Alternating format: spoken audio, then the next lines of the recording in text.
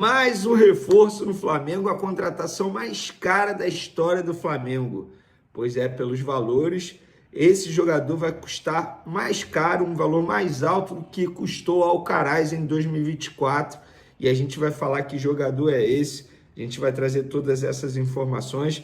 Emerson Royal a caminho do Brasil para poder se apresentar ao Flamengo, e Flamengo fazendo proposta por um zagueiro da Fiorentina, galera. Pois é o que eu tô falando, não sai na rua não, senão você corre risco de ser contratado pelo Flamengo. Isso tudo e muito mais no vídeo de agora, mas antes gostaria de pedir para você se inscrever no canal. Vou começar falando do De La Cruz, inclusive hoje teve treino no Flamengo, hoje, sexta-feira, teve treino no Flamengo pela manhã, a imprensa pôde acompanhar parte dessa atividade. O De La Cruz ele foi liberado pelo Flamengo para viajar ao Uruguai esse final de semana e ficar com a família. Que o De La Cruz consiga melhorar a cabeça dele, melhorar a mente dele. Pela informação que eu tenho, ele já não seria relacionado mesmo para esse jogo contra o Atlético Mineiro no domingo, no Maracanã, por conta do processo que ele vem passando aí com o departamento médico, a equipe de fisioterapia, para ele ficar 100% fisicamente. Então, que ele melhore a mente dele junto com a família dele no Uruguai. Agora, vamos falar do mercado da bola, que está bem agitado no Mengão. Emerson Royal, o jornalista Fabrício Romano, postou uma foto, ele já viajando ao Brasil para poder se apresentar e vai desembarcar aqui no Rio de Janeiro no sábado pela manhã. Ainda não tem o horário certo, mas assim que eu tiver, eu divulgo aí nas minhas outras redes sociais para vocês ficarem cientes. E o Flamengo, segundo eu apurei, vai pagar 9 milhões de euros por esse jogador ao Milan, só que em 3 parcelas. Eu vi muita gente dizendo como o Flamengo vai pagar à vista, isso não pode. Não, não é à vista, gente. O Flamengo parcelou esse valor. Ninguém paga à vista como o Zenit fez. Aquilo que o Zenit fez foi, assim, gente, algo de outro mundo, tá? Pegando o Gerson do Flamengo. Mas fica aí a informação. E dando tudo certo nos exames do Emerson Royal, ele assina contrato válido até o fim de 2028, ou seja, 3 anos e meio, né? Então fica aí a informação para vocês. Agora vamos falar da contratação mais cara da história do Flamengo, porque ele vai superar os números do Alcaraz em 2024. Lembrando que o Alcaraz custou 20 milhões de dólares em 2024. E o Samuel Lino vai ser reforço do Flamengo, tudo certo entre Flamengo, Atlético de Madrid e jogador, tudo acertado, tudo verbalmente acertado, né? Falta assinar, e o Flamengo vai pagar 22 milhões de euros, mais 2 em metas, ou seja, podendo chegar a 24 milhões de euros. Esses números superam os números do Alcaraz, inclusive. Eu vou até falar aqui o quanto que o Alcaraz custou. O Alcaraz, na ocasião, custou 20 milhões de dólares e no câmbio da época estava 110 milhões de reais. E agora o Lino ele vai custar 143 milhões de reais de maneira fixa, mais 2 milhões de euros aí, bota, enfim, cerca de 14 milhões, 15 milhões em metas. Mas o Flamengo já sabe que vai gastar 143 milhões de reais. E eu vi, gente, assim, eu respeito muito, inclusive o Paulo Nunes.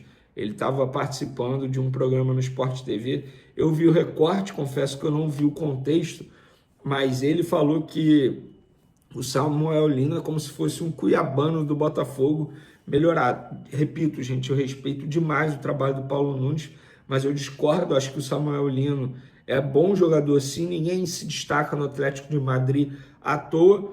E eu fui apurar os motivos que fizeram a diretoria ir atrás do Samuel Lino. Por que José Boto e Felipe Luiz querem a contratação do Samuel Lino? Vamos lá, apuração, tá? Apuração do motivo que faz o Flamengo querer a contratação do Samuel Lino e como José Boto e Felipe Luiz entendem que o atacante pode ajudar no ponto de vista tático. Samuel Lino tem um estilo de jogo que defende como ala e ataca como extremo. Além disso, desequilibra conduzindo a bola e tem um bom acabamento nas jogadas. Isso tudo pela ponta esquerda.